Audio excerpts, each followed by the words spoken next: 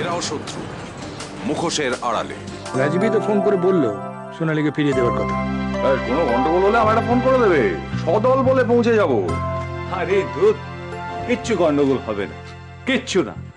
আর তোরা জানিস না, ইচ্ছাময়ী তারার ইচ্ছায় যা হচ্ছে সবই আমাদের ভালোর জন্য হচ্ছে। মা মঙ্গলময়ী দেখবি আমাদের সবার জন্য মঙ্গল করবেন। তুমি কোনো চিন্তা করো না তো বৌমা, তুমি দেখবে সব কিছু ভালো হবে, যা হবে সবটাই ভালো হবে। যাও যাও, তুমি নিশ্চিন্তে যাও। ঠিক আছে বাবা, এগোচ্ছি। আমার যে ভীষণ কষ্ট হচ্ছে। সোনালি আমার বুকের ভেতরটা ভেঙে কান কান হয়ে যাচ্ছে। কিন্তু কি করবো বল, কি করার আছে আমার? ওকে যেতেই হবে। কোন অধিকারে তোকে আমি আটকাবো? আচ্ছা মা, এরকম ভাবে কতদিন চলবে বলো তো? সেই এক সোনালির ওপর অত্যাচার, যন্ত্রণা, দুঃখ, এসব বাজে কথা। হ্যাঁ, রাহুল এসে তোমাদের হাতে পায়ে ধরেছে, বলেছে আমাকে প্লিজ আপনারা বিয়েটা দিয়ে দিন, না তোমরা বিয়েটা দিয়ে দিতে চাইছো, এটাই তো মোদ্দা কথা।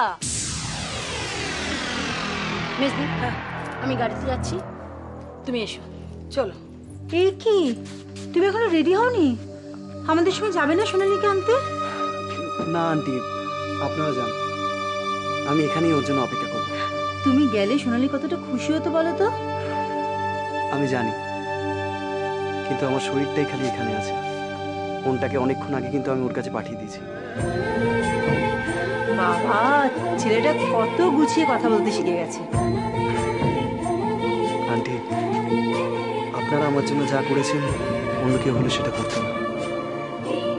আপনি, Nandini aunty, Amit sir, Arijit sir যদি সেই সময় আমার পাশে না থাকতো, তাহলে হয়তো আমি মরেই যেতাম। আমার সব স্বপ্ন ভেঙে চুরমার হয়ে যেত। রাহুল, আজকের দিনে ওইসব কথা মনে করে মনটাকে খারাপ করো না। তোমার জীবনে যা ঘটে গেছে সেটা সমস্তটাই অতীত, ওসব কথা ভুলে যাও। সোনালী ফিরে এলে নতুন করে বা জীবন শুরু করো। ঠিক আছে আন্টি, ও এলে আমরা আবার নতুন করে নিজেদের জীবন শুরু করবো। এই তো লক্ষ্মী ছেলের মতন কথা। মায়ের প্রেসক্রিপশনগুলো ডেট ওয়াইজ সাজানো আছে।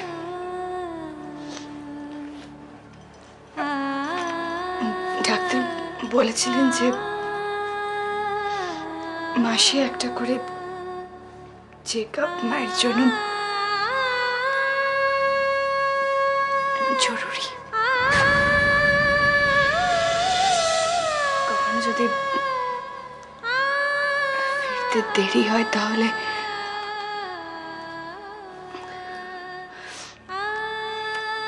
মাকে একটা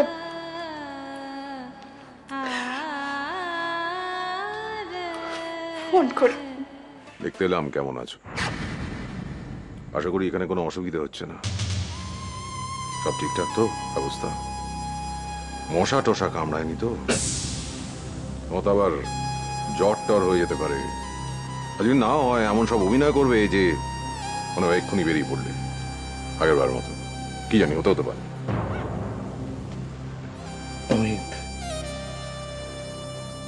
হাতি যখন কাদায় পড়ে না, চামচিকে তো তাকে লাথি মারে। আবার যখন হাতি উঠে দাঁড়ায় সেই কাদা থেকে, তখন অন্য সবাই ত্রাহি ত্রাহি রক্তের জায়গা থেকে পালায়।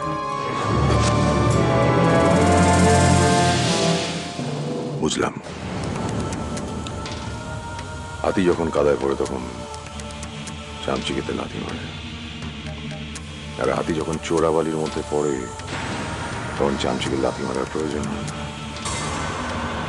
হাতির নিজের ভাটটাই তার শত্রু হয়ে দাঁড়ায়। এখনকার অফিসাররা না গুলি করার আগে জেনে নেয় যে যাকে গুলি করছে তার মাথার উপর কত দাম রেখেছে সরকার, সেই অনুযায়ী বিচার হয়। বিচারকের সামনে নিজের সব দোষ স্বীকার করে, হয়তো দেখলি তোকে ক্ষমা ঘেন্না করে তোর কিছু সাজা কমিয়ে দিল। এরাও শত্রু, মুখোশের আড়ালে।